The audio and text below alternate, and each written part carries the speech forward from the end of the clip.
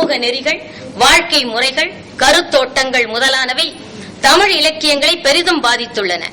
அந்த வகையில் தமிழ் இலக்கியங்கள் பெண்மையை எவ்வாறு அணுகியுள்ளன என்பதை குறித்தும், பெண்மையை பற்றிய சமூக மதிப்பீடுகள் அவற்றில் எவ்வாறு அமைந்துள்ளன என்பதை பற்றியுமே ஆராய்வதற்காக இக்கட்டுரை படைக்கப்பட்டுள்ளது.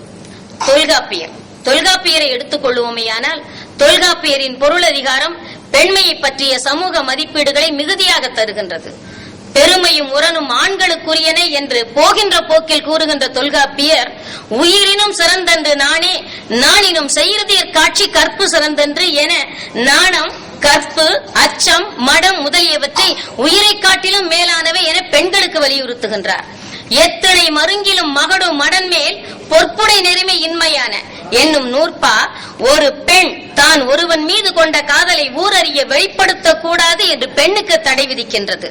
தன்னொரு வேட்கை கிழவன் முன் கிளத்தல் எண்ணும் காலை கிழத்திக்கு இல்லை என்ற நூற்பா, காதல் வயப்பட்ட பெண் தனது காதலை தலைவனிடம் கூட நேரடியாக கூறுதல் கூடாது என கோடு கழிக்கின்றது.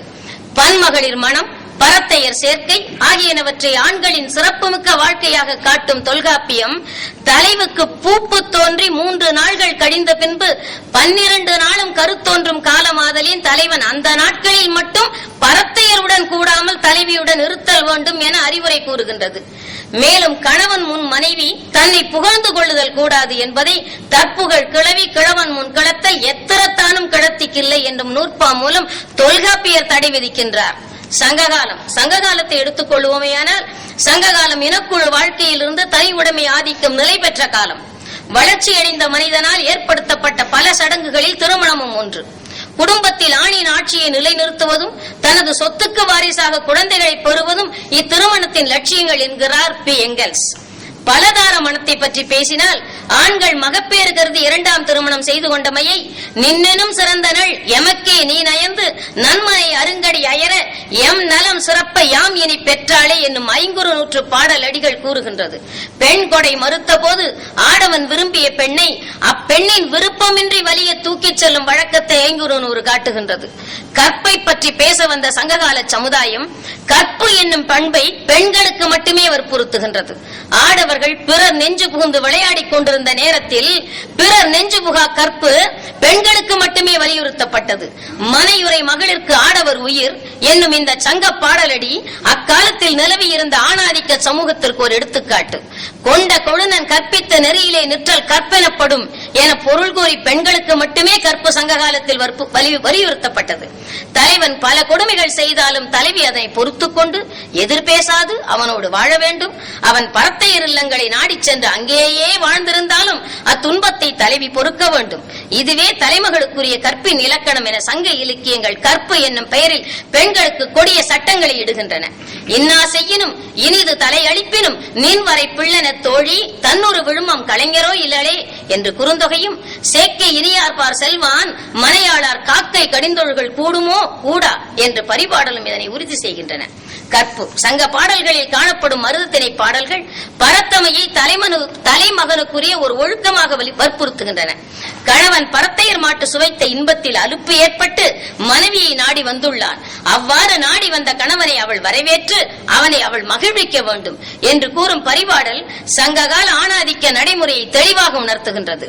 கைமையை பற்றி பேச வந்த போது தொல்காப்பியர் தபுதார நிலை தாபத நிலை என்று குறித்திருந்தாலும் ஆடவர் எந்த கைமை நோன்பையும் ஏற்கவில்லை, சமுதாயமும் வற்புறுத்தவில்லை. ஆனால் கணவனை இழந்த பூதப்பாண்டியன் தேவி உடன்கட்டை ஏறுகின்றாள்.